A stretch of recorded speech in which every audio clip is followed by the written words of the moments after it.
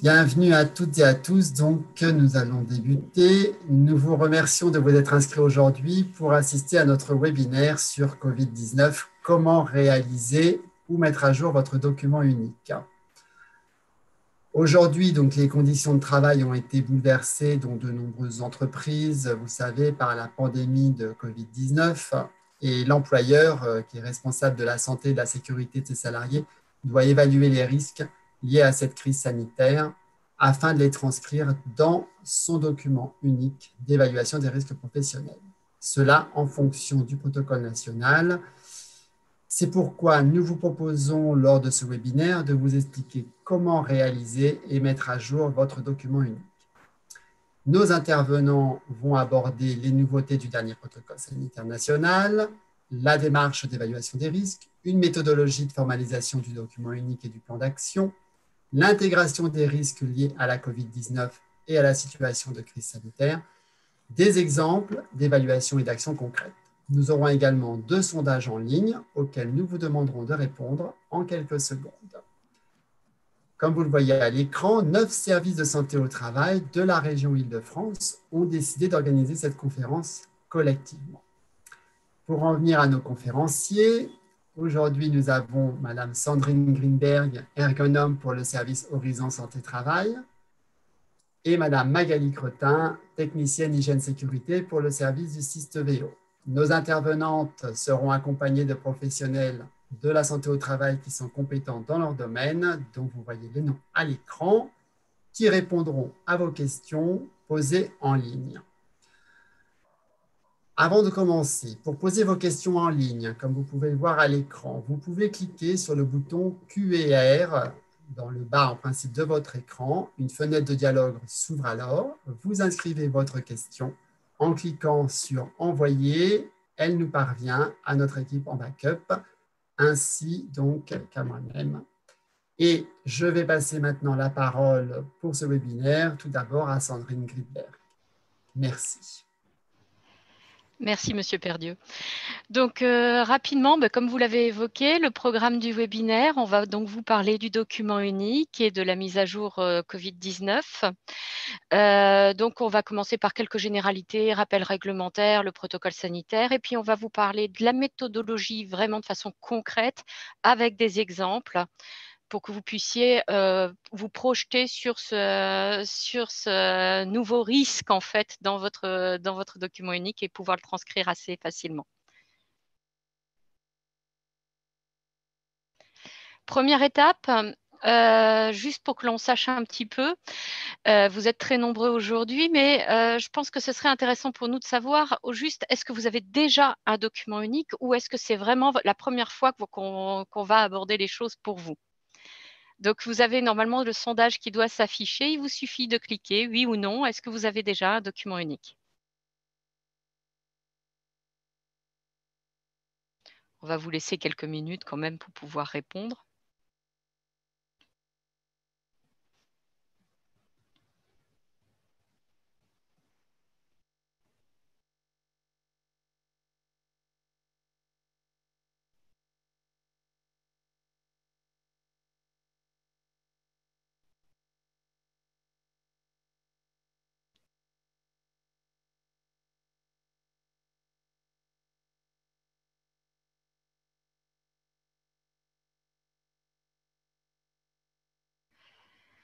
Alors, bon, c'est plutôt une bonne nouvelle. Majoritairement, effectivement, vous avez déjà un document unique à 71%.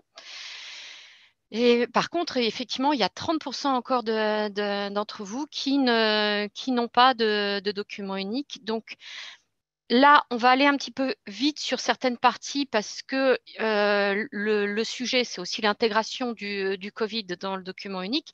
N'hésitez pas, si vous voyez que ça va trop vite, que c'est un peu compliqué, à revenir vers votre service de santé au travail pour que l'on puisse effectivement vous accompagner sur le sujet. Je pense que ça, c'est un message qui est très important à entendre aujourd'hui.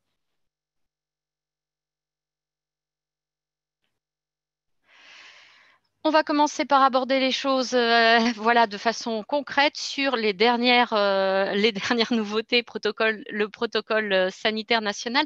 Le dernier protocole sanitaire national, il date du 13 novembre. Je pense que dans pas longtemps, on va en avoir un nouveau, ne serait-ce que pour effectivement voir la suite après la période des vacances de Noël. Mais en gros, on a eu un certain nombre de protocoles nationaux qui ont acté ce que vous deviez faire au sein de vos entreprises tout au long de cette année. Là, le dernier, c'est celui-ci, 13 novembre. Alors, je vais revenir rapidement sur les points essentiels. De toute façon, vous les connaissez tous. Enfin, j'espère. Je pense que tout le monde sait au juste quels sont les gestes barrières. Garder une certaine distance, porter un masque quand vous êtes en présence d'autres personnes, se laver les mains régulièrement. Voilà, faire attention à tous ces contacts, en fait. Vous savez qu'au sein de votre entreprise, actuellement, le télétravail, c'est la règle à 100% quand il est possible et toutes les réunions en présentiel sont transférées sur des visioconférences de préférence. On sait que ça risque d'évoluer en janvier, effectivement, pour réintégrer peut-être 1 ou 2 journées en présentiel. C'est en cours de négociation. Vous savez aussi que malgré cette période que l'on veut un peu festive, on arrive sur les fêtes de fin d'année. Les convivialités en entreprise, aujourd'hui, ce n'est pas le sujet, ce n'est plus à l'ordre du jour et il vaut mieux effectivement les éviter. Je ne sais pas au juste où vous en êtes tous par rapport au référent Covid, mais vous devez savoir que normalement, au sein de votre entreprise, vous devez avoir désigné un référent Covid. Ce référent peut être l'un de vos salariés qui va être formé, comme ça peut être tout simplement vous, si vous êtes dirigeant de l'entreprise ou un manager qui a une petite appétence un peu particulière sur ce qui est santé au travail, sur ce qui est suivi en fait des risques dans l'entreprise. Donc, vous devez avoir aussi au sein de votre structure un protocole de prise en charge si jamais un de vos salariés devait avoir le Covid, donc un protocole qui vous permet de savoir qui vous devez contacter, comment vous devez procéder. Voilà. Vous devez aussi avoir un protocole concernant la possibilité de cluster. Donc, il faut à ce moment-là avoir une prise, enfin excusez-moi. Il faut prendre en fait un certain nombre de mesures pour éviter les clusters, mais il faut aussi prendre un certain nombre de mesures s'il y en a un qui se déclenche dans votre entreprise, avec contact avec l'Agence régionale de santé, les CPAM, le service de santé au travail. Ce sont des éléments importants. Au niveau, si vous deviez avoir le Covid qui est rentré d'une façon ou d'une autre au sein de votre entreprise, vous serez peut-être aussi amené à participer aux procédures de contact tracing et de pouvoir aider effectivement les différents organismes à tracer le virus, la diffusion du virus. Ce protocole précise aussi que vous devez, dans la mesure du possible, quand vous en avez connaissance, protéger les personnes vulnérables, voir ce que vous pouvez mettre en œuvre au sein de votre entreprise pour protéger les personnes vulnérables. Tous ces process, toutes ces procédures, normalement, tous vos salariés, toutes les personnes qui interviennent dans votre entreprise, toutes les personnes qui passent dans votre entreprise pour une raison ou pour une autre, doivent avoir accès à ces informations et être sensibilisés à tout ce que vous avez mis en place pour vous préserver de la COVID-19. Le protocole sanitaire donc, du 13 novembre précise aussi que vous devez inciter à l'utilisation de l'application Tous Anti-Covid qui a été mise en place par le gouvernement. Et ce qui nous intéresse, et c'est pour ça qu'on est là tous ensemble aujourd'hui, vous devez tracer toutes ces mesures dans le document unique d'évaluation des risques professionnels, le DUERP. Il s'appelle DUER ou DUERP.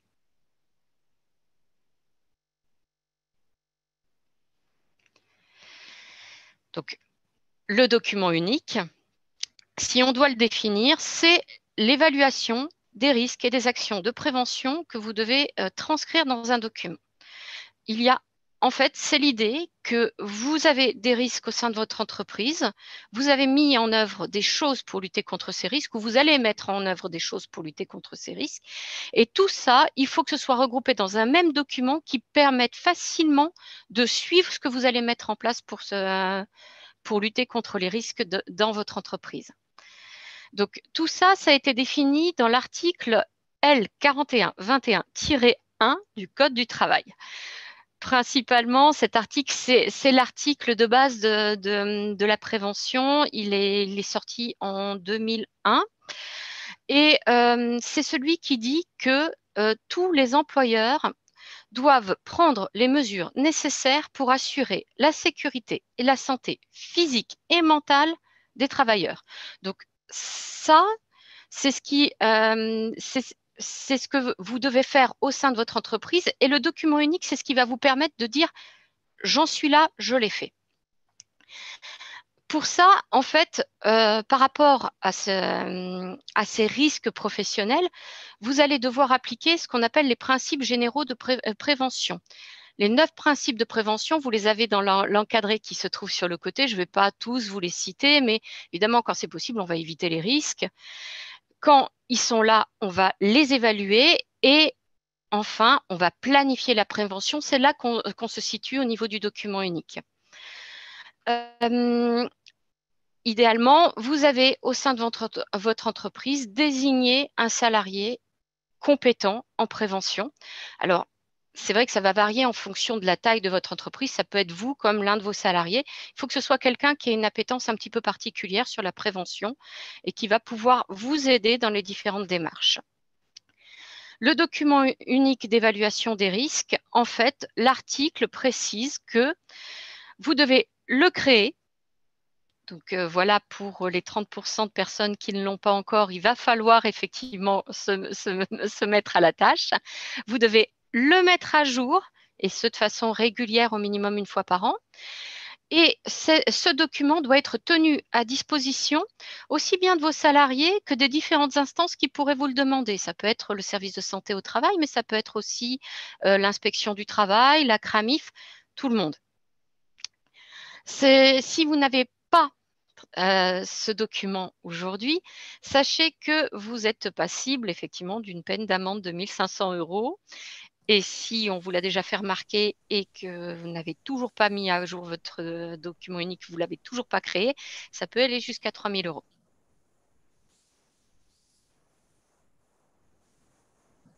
Merci Sandrine, je reprends la main. Bonjour à tous. Donc le document unique, comme vous l'a expliqué Sandrine, c'est une obligation réglementaire, mais c'est surtout un outil de prévention dont les objectifs sont de définir un plan d'action pour réduire les risques. C'est également de réduire tout ce qui est accident du travail, maladie professionnelle et absentéisme. Et bien sûr, c'est d'améliorer la sécurité, la santé et les conditions de travail. C'est aussi le point de départ de la démarche de prévention des risques professionnels dans l'entreprise, dont les enjeux sont multiples. Donc, comme vous le voyez dans l'encadré, les enjeux de la prévention peuvent être humains, sociaux, politiques, économiques et juridiques. Notamment au niveau humain, on va chercher à anticiper l'usure professionnelle des salariés, à les maintenir en poste, à favoriser le bien-être des salariés, tout ça en essayant d'adapter le travail à l'homme. Et les enjeux sociaux sont importants aussi, puisque ça va permettre, en associant le CSE à cette démarche, de renouveler le dialogue social dans l'entreprise. Cette démarche de prévention va concourir à améliorer la performance de notre entreprise, son image, le bien-être de nos salariés également.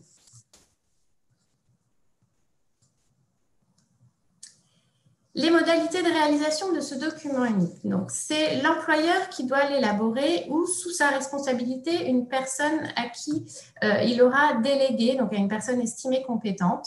Ça peut être dans l'entreprise des groupes de travail avec des salariés qui proviennent de métiers différents. Donc, l'intérêt, c'est d'avoir justement une pluridisciplinarité et d'avoir des visions un peu différentes extérieures à certains métiers. Ça peut être aussi des organismes extérieurs qu'on va mandater pour réaliser cette mission, donc des bureaux d'études ou des consultants, et ça peut être le salarié désigné compétent en santé-sécurité également. Ce document unique, il se veut dynamique et évolutif, c'est-à-dire que vous devez le mettre à jour au minimum, donc tous les ans. Et dès lors qu'une décision d'aménagement important va être prise, alors ça peut être une décision qui concernerait l'organisation du travail, qui concernerait des installations de nouvelles machines, de nouveaux process dans l'entreprise. Donc ça nécessitera la mise à jour de votre document unique. Et dès lors qu'on a une information supplémentaire qui est recueillie concernant notre évaluation des risques. Ce qui est important dans cette démarche aussi, c'est d'y faire participer les salariés, puisque ce sont eux qui vivent ces situations de travail tous les jours. Donc, il est important de les impliquer dans cette démarche. Il faut que cette démarche soit collective et participative. Comme je vous l'ai dit également, le CSE doit être associé, puisque ça va nous permettre donc de remettre en place le dialogue social dans l'entreprise. Et vous pouvez tout à fait solliciter le service de santé au travail pour vous accompagner, vous demander un avis par rapport à votre démarche d'évaluation des risques professionnels.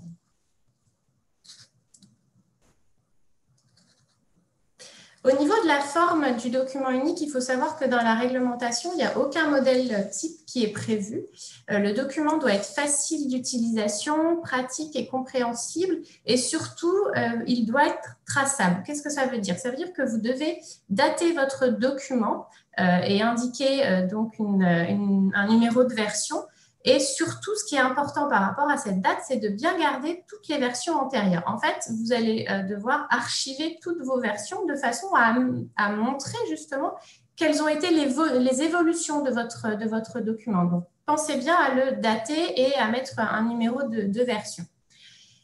Dans ce que doit comprendre le document unique, il y a 4 notions essentielles à retenir. Donc, l'identification des dangers, l'analyse des risques, le classement des risques par importance et les actions de prévention qui seraient requises par rapport à ce classement des risques. Donc, tout ça, on va le détailler dans la partie méthodologie. Et cet inventaire des risques, on va voir qu'il va se faire par unité de travail. Alors, deuxième petit sondage du webinaire. Donc là, on va vous demander combien de fois vous avez effectué la mise à jour de votre document unique cette année. Donc, je vous laisse quelques minutes pour répondre.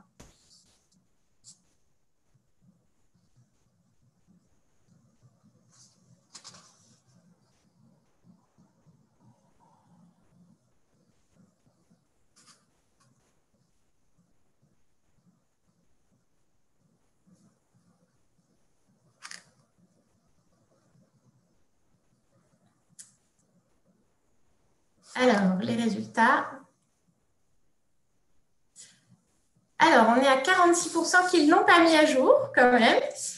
Donc, ça veut dire que du coup, vous n'avez pas du tout pris en compte le Covid, hein, j'imagine, donc pas du tout mis à jour par rapport aux différents protocoles, donc par rapport au confinement, par rapport au déconfinement et au deuxième confinement que nous venons de vivre.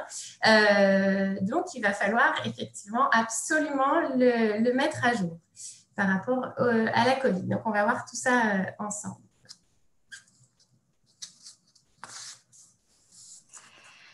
Je note aussi qu'un certain nombre d'entre vous ne l'ont mis à jour qu'une fois. Et étant donné les évolutions que nous avons vécues tout au long de cette année, je trouve qu'effectivement, une fois ou 2 fois, c'est un tout petit peu juste. Pour reprendre un petit peu le concept du document unique, c'est quand il y a une modification importante des risques que vous allez avoir dans votre entreprise ou de l'organisation que vous allez mettre en place dans votre entreprise, il faut à ce moment-là l'intégrer dans le document unique parce qu'on a modifié des choses, on va devoir prendre des mesures de prévention supplémentaires ou différentes. Et là, il faut l'intégrer. Donc, quand vous avez, enfin, je pense qu'on a tous vécu la même année. En mars, on a été confinés. À ce moment-là, votre entreprise a dû adopter un fonctionnement plus ou moins dégradé. Ça introduit des risques. À ce moment-là, il fallait faire une mise à jour. On a déconfiné. à ce moment-là, on a eu des protocoles sanitaires nouveaux pour les entreprises pour permettre le déconfinement, qui donnaient en plus des détails assez précis sur ce que vous deviez faire au sein de votre entreprise en termes de prévention par rapport à la contamination. Ben, ça aussi, ça devait faire l'objet d'une mise à jour et ainsi de suite. On en a eu plusieurs cette année. Donc, bon, ce qui est fait est fait de toute façon, mais ce qui est d'important, c'est de tenir compte de ça et aujourd'hui de se dire que rien au niveau du document unique ne doit être figé. Vous devez le faire évoluer, notamment avec le principe de la Covid-19, parce que c'est important de montrer tout ce que vous avez mis en place pour réduire au maximum les risques de contagion sur le lieu du travail ou à l'occasion du travail. Et c'est vrai que là, l'élément un petit peu atypique de ce risque-là par rapport à les autres, c'est que par rapport aux autres, pardon, c'est que on doit anticiper et gérer vraiment une veille sanitaire par rapport à l'actualité sur les différentes recommandations que vous allez avoir du gouvernement par rapport à la prise en charge de la Covid. Donc, la démarche conseillée, bah, c'est comme pour tout document unique, on va évaluer les situations de travail et on va plus particulièrement chercher à savoir dans ces situations de travail, quelles seraient les conditions de transmission du coronavirus et qu'est-ce que l'on pourrait mettre en œuvre dans ces situations en particulier pour que ces transmissions ne se fassent pas. On va donc évaluer ces nouveaux risques et on va intégrer aussi, au-delà du phénomène Covid pur, on va intégrer le fait que le fonctionnement un peu dégradé de l'entreprise va introduire de nouveaux risques. C'est-à-dire, le télétravail, jusqu'à présent, vous n'en aviez peut-être pas au sein de votre entreprise. Il y a des risques inhérents au télétravail à 100%. Il est possible que vous ayez un atelier avec des choses un peu lourdes à porter. Jusqu'à présent, vos salariés se mettaient à 2 pour porter la même caisse parce que c'est quand même un peu moins lourd.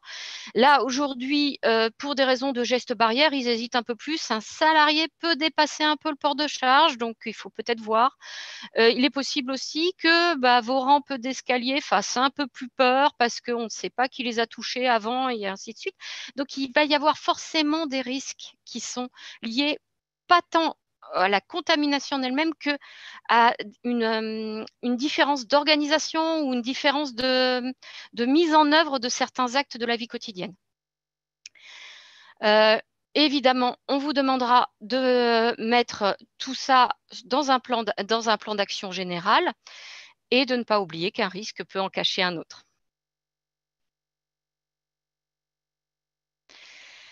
Pour bien commencer son document unique, on va commencer par préparer la démarche. Alors, de manière très générale, le document unique, ça va mobiliser un certain nombre de moyens humains. Alors, évidemment, si vous êtes une toute petite entreprise et que vous êtes 2 dans l'entreprise, vous allez être tous les 2 autour d'une table et vous allez réfléchir aux risques de votre entreprise. Si vous êtes un tout petit peu plus gros, voilà les différents intervenants qui peuvent effectivement être importants au niveau du document unique. Donc, l'employeur, le directeur, quelqu'un qui est décisionnaire, parce que sinon, il n'y a pas de possibilité de déterminer un plan d'action. Les salariés exposés au risque, parce que le salarié, il est toujours celui qui connaît le mieux sa situation de travail. Donc, on n'est pas obligé de ramener tous les salariés de l'entreprise, mais de désigner quelques-uns, principalement sur la base du volontariat, mais qui vont pouvoir nous expliquer au juste comment ils travaillent concrètement. Le salarié compétent en sécurité, c'est ce qu'il y a de mieux. Le salarié désigné compétent, non seulement il a la connaissance de l'entreprise, mais en plus, il a la connaissance des modules de prévention. Il a ce regard un peu de prévention déjà en tête et ça va vous permettre d'avoir un autre éclairage sur les risques. Les instances représentatives du personnel, évidemment, ce sont des interlocuteurs qui vont être essentiels pour avoir ce dialogue social au sein de l'entreprise.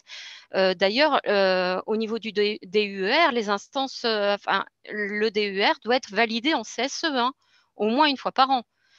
Donc, les managers de proximité sont quand même des facilitateurs par rapport à votre démarche. C'est intéressant d'avoir un ou deux managers en fonction de la taille de votre entreprise parce que vous aurez effectivement encore un autre regard sur les situations particulières de travail.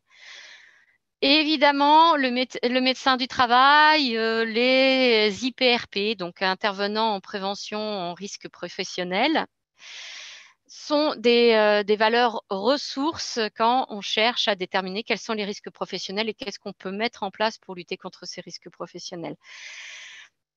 Pour des cas un petit peu particuliers, quand vous avez une entreprise sous-traitante qui intervient de façon régulière au sein de votre entreprise, avec lesquelles vous avez des liens de proximité assez importants, ça peut être intéressant de les solliciter aussi pour connaître les risques que ce partenariat peut engendrer. Il faut définir une stratégie de communication par rapport à ce document unique et tout ce petit monde-là n'a pas forcément de connaissances particulières sur comment ça fonctionne un document unique et surtout comment fonctionne la prévention. Ça peut être intéressant de leur proposer une formation ou une information adaptée pour bien mettre en place cette démarche.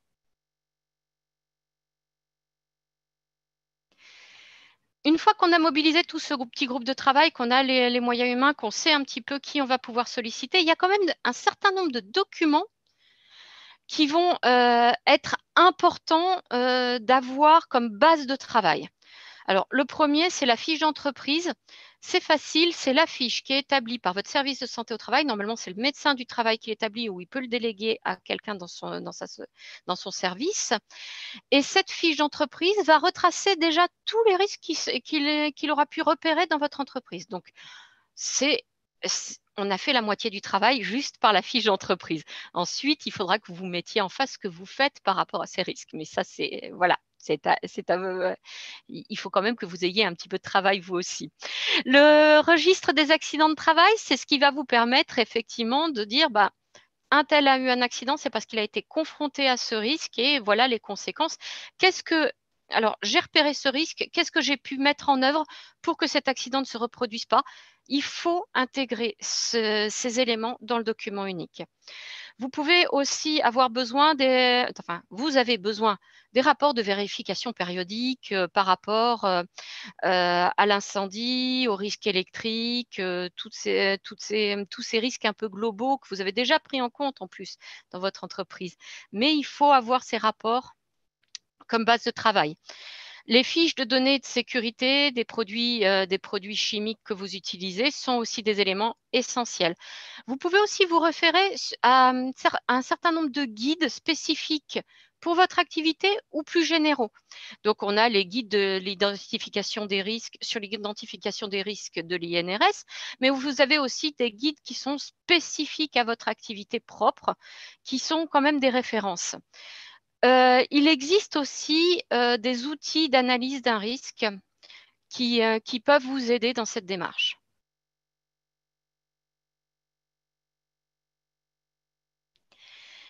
On notera par exemple des outils aussi spécifiques type OIRA ou si vous avez une boucherie-charcuterie, si vous avez une boulangerie, en fait, il y a des sites, des organismes qui ont déjà travaillé sur votre document unique, qui ont, par rapport à votre secteur d'activité, déjà commencé à vous faire un petit modèle.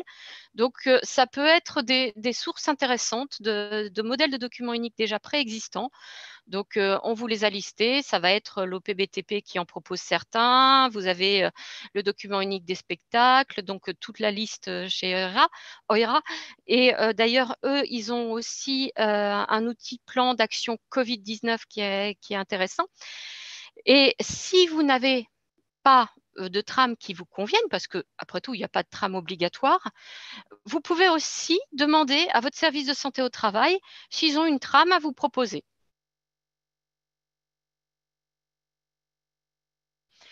Par rapport à la Covid, vous avez en document ressources tout ce qui existe sur le site infogouv.fr. Donc, normalement, quand vous recevrez votre slide, vous pouvez cliquer dessus et ça vous renvoie vers le lien.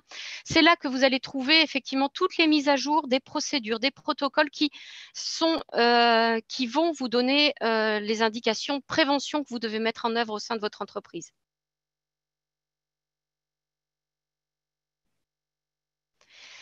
Une fois que vous avez recueilli donc, votre groupe de travail, que vous avez vos documents, la première chose à faire, ça va être d'évaluer quelles sont les unités de travail parce que votre document unique va se décliner en fonction des unités de travail. Une unité de travail, c'est pas un poste de travail, c'est pas une fonction, c'est pas un emplacement forcément. C'est l'ensemble des salariés qui vont être exposés au même type de risque. Donc, c'est à vous de déterminer ce qu'il y a de plus logique au sein de votre entreprise comme unité de travail. On peut faire le découpage par lieu de travail si c'est l'environnement de travail qui va présenter les risques. Voilà, s'ils sont tous sur un même open space et que vous avez des comptables, des démarcheurs téléphoniques, Enfin, je ne sais pas, mais s'ils sont tous sur le même open space et qu'ils sont confrontés au même risque, pourquoi ne pas les associer? Voilà. S'ils ont des activités vraiment différentes avec des risques, il y en a qui ont des risques routiers, d'autres qui restent au sein de votre entreprise, eh ben, on va faire par rapport à l'activité. On peut le faire aussi par poste de travail si c'est vraiment ce qui a de plus logique au sein de votre entreprise. Vous avez la main sur le sujet, c'est à vous de déterminer une logique par rapport à l'homogénéité des risques de ce groupe de ces unités de travail. Donc, je crois qu'ensuite, on va avoir des exemples concrets. Voilà, on avait déterminé qu'un exemple intéressant parce qu'il y a plusieurs unités de travail possibles, c'est l'exemple de la grande surface. Dans une grande surface, vous avez une unité de travail qui va être les postes de caisse. Vous allez avoir une autre unité de travail qui va être la mise en rayon. Vous pouvez avoir une boucherie, une poissonnerie. Vous pouvez avoir un peu des choses très spécifiques de cet ordre-là, mais vous avez aussi de la logistique et vous allez avoir une unité de travail administrative. Le tout sont dans le même supermarché, dans la même grande surface, et donc ils sont tous exposés à des risques communs. Parce qu'effectivement, s'il y a un incendie qui se déclare au milieu de la grande surface, ça va toucher toutes les unités de travail. Donc ça, c'est les risques communs. Et ces risques communs, vous pouvez les traiter à part dans une partie de votre document unique à part, puisqu'ils vont toucher tout le monde. Magali? Oui, merci Sandrine. Donc, pour illustrer les propos de Sandrine, justement, dans le document unique, qu'est-ce que ça va donner ce découpage par unité de travail? Donc, si vous indiquez, comme on vient de le voir, par exemple, l'unité numéro 1, le poste de caisse, vous allez décrire les différentes activités que vous rattachez dans cette unité de travail. Donc, par exemple, la récupération du fonds de caisse, la préparation du poste de caisse avec le nettoyage, la mise en place des consommables, l'accueil du public, l'encaissement, le conseil, le renseignement des clients, tout ça va être intégré dans votre unité de travail. Ce sont les activités que vous avez définies pour cette unité de travail. Dans l'unité, par exemple, administrative, où on pourra prendre en compte toute la partie RH de l'entreprise, la partie compta, donc l'élaboration des plannings, la partie gestion de commandes éventuelles, la comptabilité, la facturation, etc. Dans l'unité numéro 9, vous indiquerez les risques communs que vous venez de définir, comme l'électricité, l'incendie, les risques de chute de plein pied.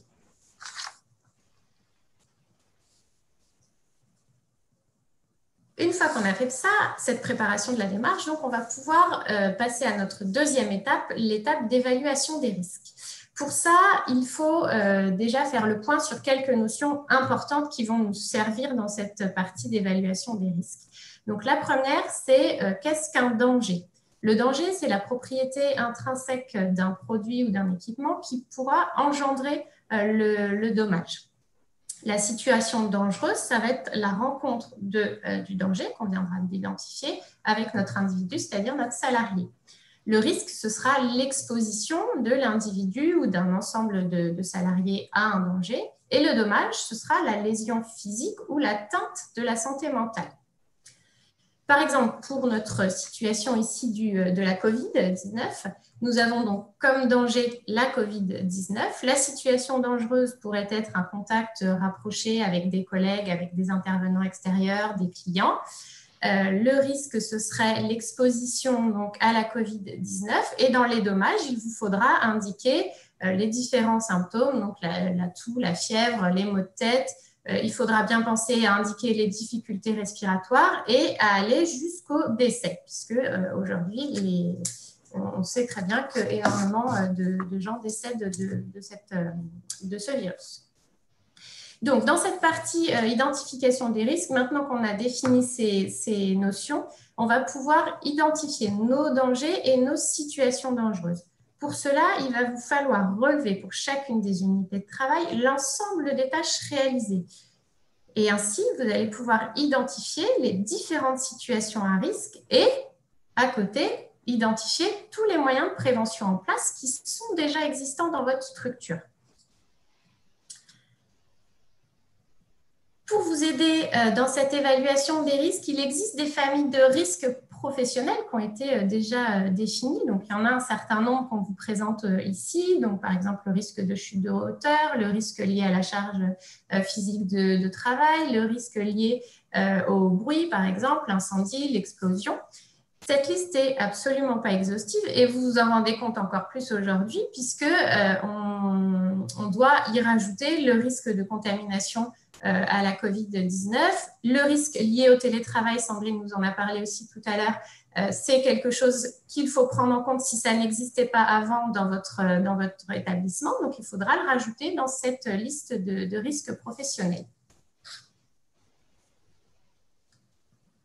Ensuite, une fois qu'on a identifié nos situations dangereuses, on va pouvoir hiérarchiser nos risques. Hiérarchiser, ça veut dire qu'on va les coter afin de mettre des degrés d'importance des risques les uns par rapport aux autres.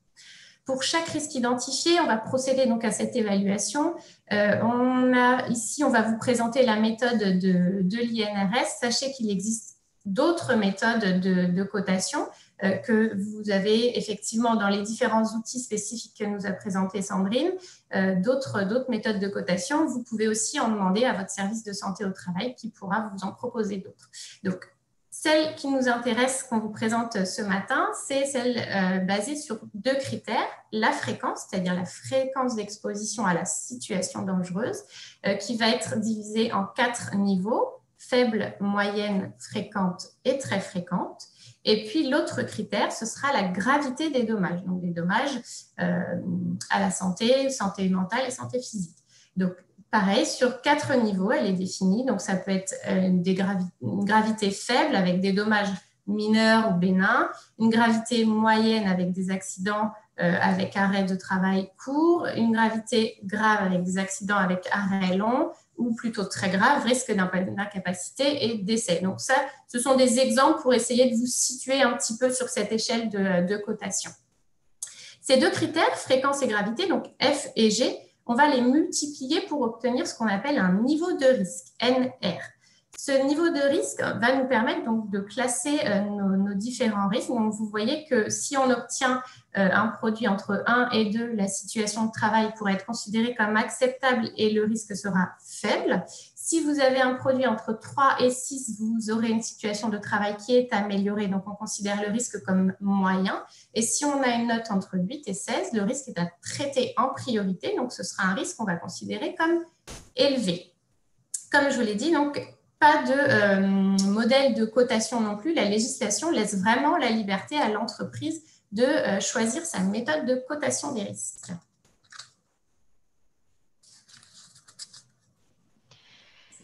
Alors, revenons un petit peu à notre côté Covid.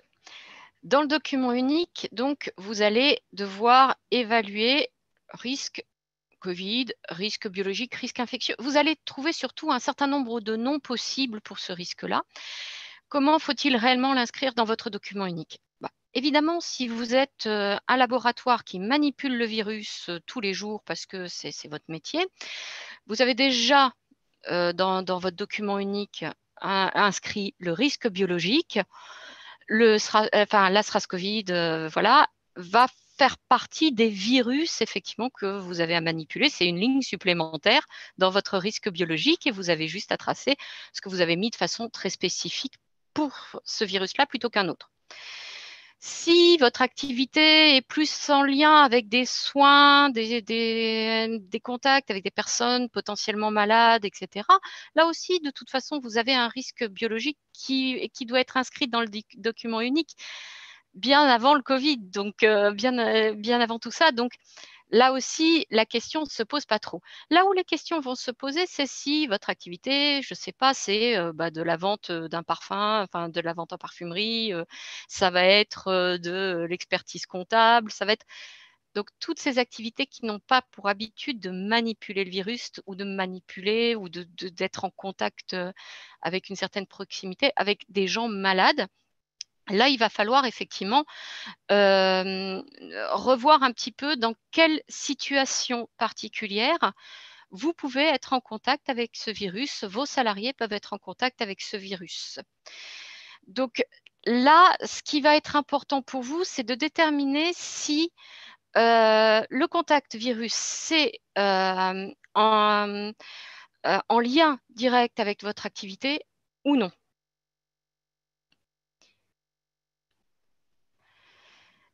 Juste pour que vous soyez un petit peu informés des choses, quand on a déjà un risque biologique inscrit dans son document unique, ce sont des entreprises qui ont déjà fait cette démarche, ça veut dire qu'on a aussi coté que ce risque biologique entraînait de façon réglementaire un certain nombre de précautions, de prévention à prendre qui sont normées. Donc, vous êtes obligé, quand vous avez un risque biologique de niveau 3, oui, d'appliquer la réglementation spécifique liée à ces risques biologiques. Ça veut dire qu'on va soumettre vos salariés à des procédures spécifiques, à des procédures de prévention, mais aussi de suivi. Prise de sang, analyse radio, enfin, il y a toute une batterie de tests qui doivent être faits. Je ne suis pas sûre que si vous avez un comptoir de vente de vêtements, ce soit forcément le terme le plus adapté parce que vous vous exposez à ces contraintes réglementaires. Maintenant, c'est à vous de voir quels sont les risques que vous avez réellement au sein de votre entreprise.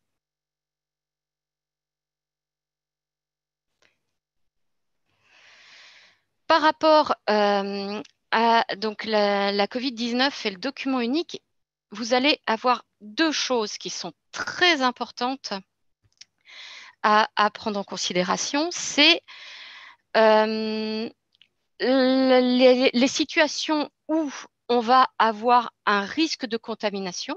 Donc tout ce qui est de la prévention de la contamination de cette épidémie. Donc, vous êtes bien au courant, hein, aujourd'hui, on est très informé sur le sujet. Les gouttelettes, les micro-gouttelettes, les contacts directs, indirects. Vous devez évaluer tout ça.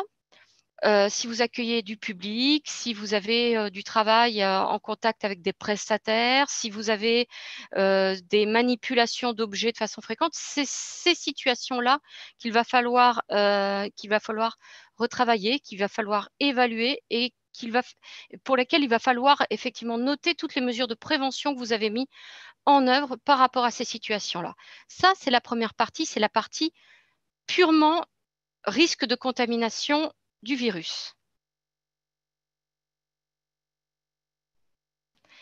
La deuxième partie qui est à évaluer, c'est ce que je vous disais aussi tout à l'heure et ce que Magali a pu vous répéter, c'est ces modifications du travail qui ont été mises en œuvre justement pour lutter contre l'épidémie, contre la diffusion du virus. Donc, ça a entraîné des agencements différents au sein de votre structure. Donc, on passe plus par cet escalier, on passe par un autre, où on a un circuit. On va avoir des produits chimiques que l'on va manipuler de façon un petit peu plus importante. Tous les produits de désinfection sont des produits chimiques, hein. Donc, il y a aussi tout ça qu'il va falloir tracer. C'est toutes les modifications que vous avez mises en œuvre au sein de votre entreprise doivent faire l'objet d'une nouvelle évaluation des risques et doivent faire l'objet aussi d'un plan de prévention adapté. C'est pas parce que je fais ça que je ne fais rien à côté pour lutter contre ce nouveau risque.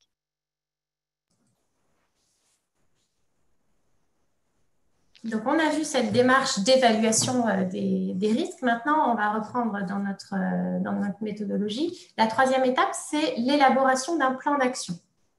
Donc, vous avez identifié vos situations dangereuses, vos risques. Il va falloir maintenant déterminer des actions de prévention. Alors, il faut garder en tête que ces actions de prévention devront être choisies selon les 9 principes généraux de prévention, mais vous pouvez aussi vous aider de 3 types de moyens. Les moyens plutôt organisationnels, donc ce qui va concerner l'organisation du travail, éventuellement les procédures, les protocoles que vous avez mis en place par rapport à la situation dangereuse identifiée. Ça peut être aussi des moyens humains. Est-ce que vous avez formé le personnel? Est-ce que vous avez donné des consignes? Est-ce qu'éventuellement vous avez mis des équipements de protection individuels à disposition de vos salariés? Et puis, ça peut être des moyens techniques. Là, on sera plutôt sur l'aménagement de postes de travail. Donc, est-ce qu'on a mis en place des nouvelles machines, des nouveaux outils de travail par rapport à la situation de travail? Ces actions de prévention, il va falloir les faire approuver par vos salariés, par le groupe de travail qui a identifié cette situation dangereuse. L'objectif de cette action de prévention, c'est qu'elle soit efficace, qu'elle apporte une amélioration de nos conditions de travail. Donc, on va tester et obtenir l'avis de notre groupe de travail. On va également consulter les instances représentatives du personnel sur le choix de ces actions de prévention.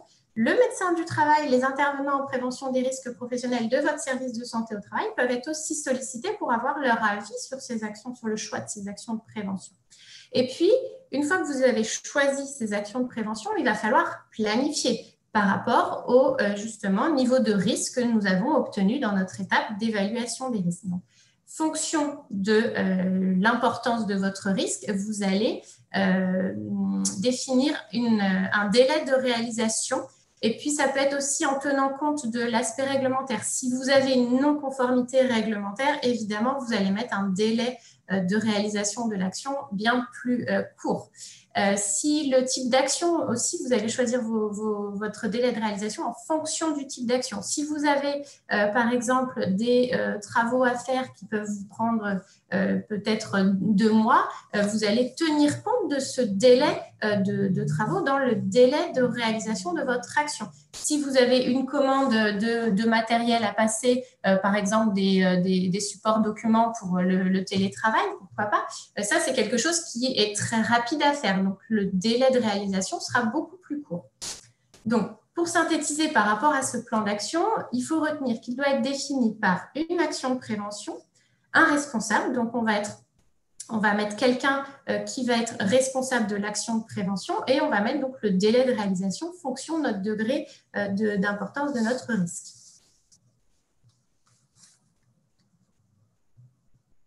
Un exemple de plan d'action par rapport donc, à notre risque aujourd'hui, donc la COVID-19, c'est effectivement le respect des consignes sanitaires. Donc, il va falloir que toutes ces consignes sanitaires soient intégrées dans les mesures de prévention à mettre en place dans le DU. Alors, à mettre en place ou existantes, selon ce que vous avez déjà mis en place, vous compléterez dans les mesures de prévention à mettre en œuvre. Donc, évidemment, tout ce qu'on a répété, le télétravail à 100% et évidemment, le respect des gestes barrières au sein de votre entreprise. La 4e étape, on va mettre en œuvre ces actions. Donc, nos responsables vont devoir, sur le terrain, mettre en œuvre les actions qui ont été planifiées. Pour ça, vous allez assurer un suivi régulier des actions planifiées en vérifiant l'état d'avancement. Ça va vous permettre justement de rectifier si jamais vous voyez qu'il y a une action qui est un petit peu plus longue ou qui est un peu plus compliquée à mettre en œuvre. Vous pouvez tout de suite réagir sur le plan d'action. Et puis, la 5e étape, c'est la réévaluation des risques. Vous avez mis en place ces actions sur le terrain auprès de vos salariés, il va falloir constater l'amélioration. Est-ce que ces mesures de prévention sont réellement efficaces? Est-ce qu'elles ont apporté vraiment une amélioration? ou peut-être ont-elles engendré d'autres risques et donc dans ce cas-là, il faut absolument rectifier ça. Donc, vous allez consulter les salariés exposés pour voir avec eux ce que ça a apporté, si réellement il y a eu une efficacité.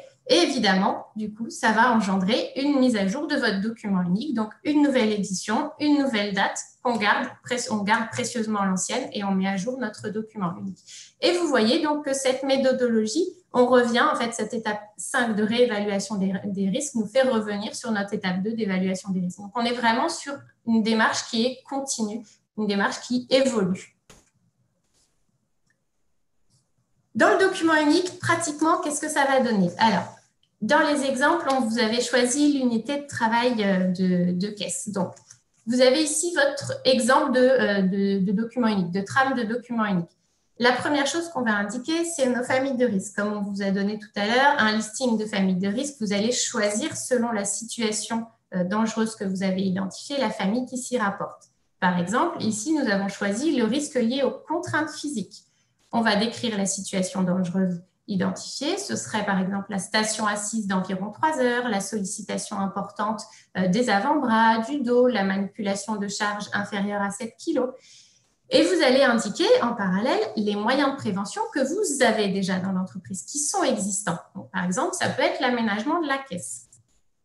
Ensuite, il vous faut coter ce risque. Donc, avec nos 2 critères, fréquence et gravité, qu'on vous a expliqué tout à l'heure. Là, par exemple, on a choisi de mettre une fréquence fréquente, niveau 3, et une gravité grave, niveau 3. Ça vous donne un produit, donc de 9. Vous allez avoir un niveau de risque, du coup, élevé. Donc, on sait que ce risque va être à traiter en priorité dans notre plan d'action.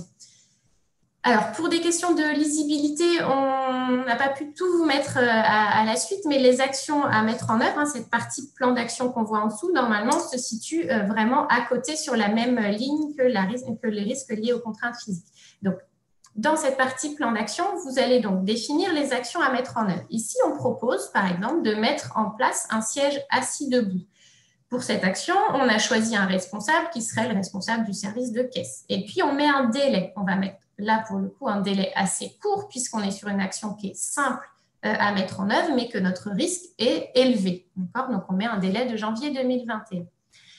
Autre proposition d'action qu'on peut faire pour ce même risque, ce serait de mener une étude ergonomique dans le but de diminuer les contraintes physiques.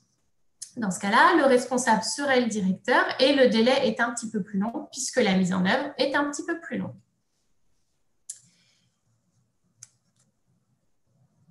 Par rapport à notre situation Covid, qu'est-ce que ça va donner pour notre unité caisse concrètement dans notre document unique? Donc, on va, comme je vous ai dit, rajouter cette famille de risques qu'on n'avait pas auparavant dans notre liste. Donc, on va rajouter risque de contamination Covid-19. Ici, non spécifique à l'activité, puisque effectivement, on sera sur des contacts rapprochés dans notre situation dangereuse à moins d'1 mètre avec des clients lors du passage en caisse. Et dans les moyens de prévention existants, alors on vous en a listé quelques-uns, ce sont des exemples évidemment, peut-être vous avez mis d'autres choses en place ou vous aurez d'autres choses à mettre en place, à proposer. Donc, dans les moyens de prévention existants, on a mis le port du masque, le gel hydroalcoolique, la désinfection régulière des mains et des surfaces, notamment de la borne carte bleue, de la barre de caisse, avec un produit virucide selon la norme NF-EN 14476. Et donc, au niveau fréquence, gravité, niveau de risque, on vous laisse bien évidemment évaluer par rapport à votre situation de travail. Chaque situation de travail a son environnement, son contexte, donc son évaluation sera différente d'une entreprise à une autre. Les moyens de prévention que vous pouvez proposer, ça peut être par exemple la barrière plexiglas, la bâche entre les salariés et les clients, ou mettre à disposition des caissières une visière, pourquoi pas. Ça peut être aussi de délimiter les emplacements clients par du marquage au sol. Ça peut être des consignes qui seraient données de favoriser le paiement en carte bleue, avec aussi une facilitation au niveau de l'abaissement des montants. Voilà pour l'exemple par rapport au risque de contamination. Et comme on vous disait, il va y avoir tous les autres risques liés au fonctionnement dégradé par rapport à cette situation sanitaire. Donc là, on a choisi de vous présenter le risque lié aux contraintes physiques. La situation dangereuse, ce sera par rapport à notre unité de travail caisse, la présence prolongée, les effectifs réduits, la cadence qui va être augmentée, la désinfection renforcée.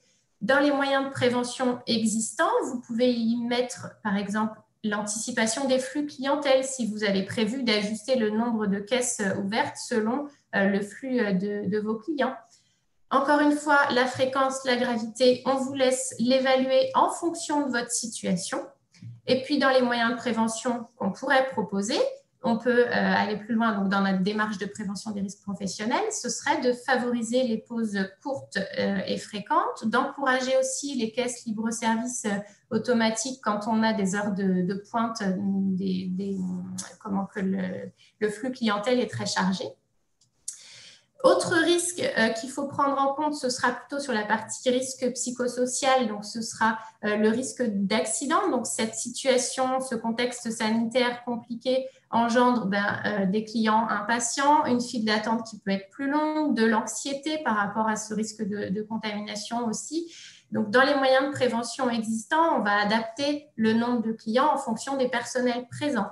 Et dans les moyens de prévention qu'on peut proposer à mettre en place pour améliorer encore notre situation, ce serait d'informer la clientèle sur justement ce fonctionnement qu'on adapte, donc le nombre de clients qu'on filtre par rapport au personnel présent. On peut mettre de l'affichage aussi pour leur dire comment on fonctionne dans l'entreprise. On va adapter le nombre d'agents de sécurité et puis on peut former ou reformer le personnel sur la conduite à tenir en cas d'agression. Ça, c'était pour notre unité de travail caisse. Pour l'unité de travail, par exemple, administratif, donc si on revient hors situation Covid, on peut avoir un risque lié au travail sur écran. Donc, dans la situation dangereuse, on pourra identifier la posture assise prolongée supérieure à 4 heures, la sollicitation visuelle, la sollicitation importante des avant-bras ou du dos, les appels téléphoniques et la frappe au clavier qui serait simultanée, les personnes qui vont travailler sur PC portable ou sur double écran.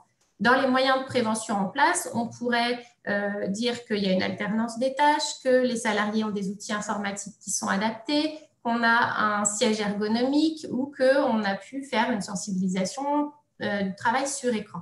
Au niveau fréquence-gravité, on vous a choisi, nous, une cotation donc, fréquente avec une gravité moyenne, ce qui nous donne un niveau de risque moyen. Et donc, dans les actions qu'on va proposer à mettre en œuvre, on pourrait imaginer des moyens plutôt techniques avec le support document, le repose-pied, le casque téléphonique ou la station d'accueil PC portable. Tout ça sont des choses, encore une fois, faciles à mettre en œuvre parce que ce sont des commandes à passer, un choix de matériel à faire. Donc, on va désigner un responsable pour cette action et mettre un délai court. Et puis, ça peut être aussi de proposer une étude de poste de travail sur écran par votre service de santé au travail. Et donc, là, vous pouvez indiquer en responsable, plutôt le directeur qui aura contact avec le service de santé au travail ou le référent, le salarié désigné compétent qui peut avoir ce contact-là. Et puis, vous mettez le délai en fonction de cette étude de poste à mener. Pour revenir donc sur notre risque lié à la COVID, comment vous allez l'intégrer par rapport à cette unité de travail administratif? De la même façon, nous aurons ce risque de contamination COVID-19 non spécifique à l'activité, comme nous l'avons eu sur la partie caisse. Dans la situation dangereuse, ce sera la même chose, le contact rapproché à moins d'1 mètre. Alors là, ce sera avec des collègues ou des intervenants extérieurs. Dans les moyens de prévention existants, ça peut être d'autres moyens. Donc, c'est l'aération naturelle des locaux toutes les 3 heures pendant 15 minutes, le nettoyage renforcé des locaux, notamment notre main courante d'escalier dont on a parlé tout à l'heure. Et ça peut être d'afficher les consignes générales d'hygiène. Au niveau des moyens de prévention qu'on pourrait mettre en place, on peut envisager de privilégier plutôt les bureaux individuels, de désinfecter les outils partagés si on n'a pas pu avoir de bureau individuel et qu'on est amené à partager du matériel, donc ce qui est clavier, imprimante et téléphone, c'est important. De respecter la distanciation physique, donc notre jauge de 4 mètres carrés dans nos espaces communs comme les salles de pause par exemple. Et puis pour les risques, donc plutôt liées donc, au fonctionnement dégradé de l'entreprise. On va vous parler, par exemple, du risque lié à la contrainte physique pour les personnes qui seraient en télétravail, donc la situation dangereuse. Il faudra identifier la mauvaise installation en télétravail, les outils inadaptés. Dans les moyens de prévention existants, peut-être que vous avez pu faire suivre à vos salariés un module de sensibilisation sur le télétravail en e-learning ou avec votre service de santé au travail. Vous leur avez dit de prévoir des temps de pause réguliers, hein, une pause toutes les heures de 5 minutes pour rompre notre posture. Et ça peut être dans les moyens de prévention à mettre en place de fournir évidemment les outils adaptés au télétravail, de leur dire de réaliser des exercices d'étirement régulièrement et de contacter le médecin du travail si besoin, s'il y a une problématique particulière. Voilà.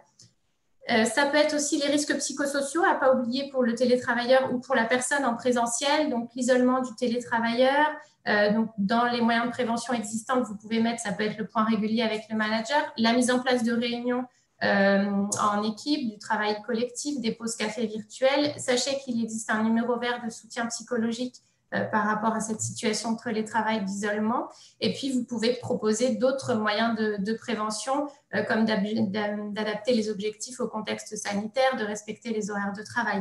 Pour les personnes qui seraient en présentiel, le risque, là, on sera sur des risques psychosociaux avec, dans la situation dangereuse, la crainte de la contamination. Donc, leur rappeler dans les moyens de prévention existants les règles d'hygiène, de privilégier les réunions à distance, de faire des horaires décalés de façon à éviter à ce que tout le monde arrive en même temps et qu'on se croise tous. Et puis, dans les moyens que vous pouvez mettre en place, ça peut être l'aménagement des bureaux avec un espacement entre les salariés présents ou des bureaux individuels. Et la mise en place de parois pour séparer les bureaux dans les bureaux partagés. Sachez que par rapport à votre plan d'action, hein, comme on l'a dit tout à l'heure, vous avez l'outil OIRA qui peut vous aider justement à faire le point sur ce que vous avez pu mettre en place et ce qui vous reste à mettre en place. Pour aller plus loin dans cette notion de cotation du risque, de hiérarchisation, on a ce qu'on appelle la maîtrise du risque qui peut être prise en compte, c'est-à-dire qu'en fait, vous allez avoir une notation de l'efficacité des moyens de prévention qui sont existants. Dans la méthode qu'on vous a présentée, on n'en tient pas compte dans notre cotation. Donc, cette notion de maîtrise du risque va vous permettre justement d'en tenir compte et peut-être de diminuer ce niveau de priorisation de vos situations dangereuses. Voilà. Donc ça, si ça vous intéresse, n'hésitez pas encore une fois à solliciter votre service de santé au travail pour pouvoir en bénéficier, qu'il vous propose une méthode. Je m'arrête là. Merci beaucoup Magali, merci Sandrine. Merci donc à vous deux, à votre disponibilité, la qualité de vos interventions très complète aujourd'hui. En conclusion, donc, je vous rappelle que vos services de santé au travail sont à votre disposition pour répondre sur ces questions et ces thématiques de prévention. Vous retrouverez dans le support les liens vers les sites de vos services de santé au travail. Merci aussi à nos répondants en ligne et merci à vous tous, si nombreux, de nous avoir écoutés ce matin. Vous retrouverez donc sur le site qui s'affiche notre support et le replay dans la journée. Je vous souhaite une très bonne fin de journée et de bonnes fêtes à tous. Merci. Bonne fête à Au tous. revoir. Au revoir. Au revoir.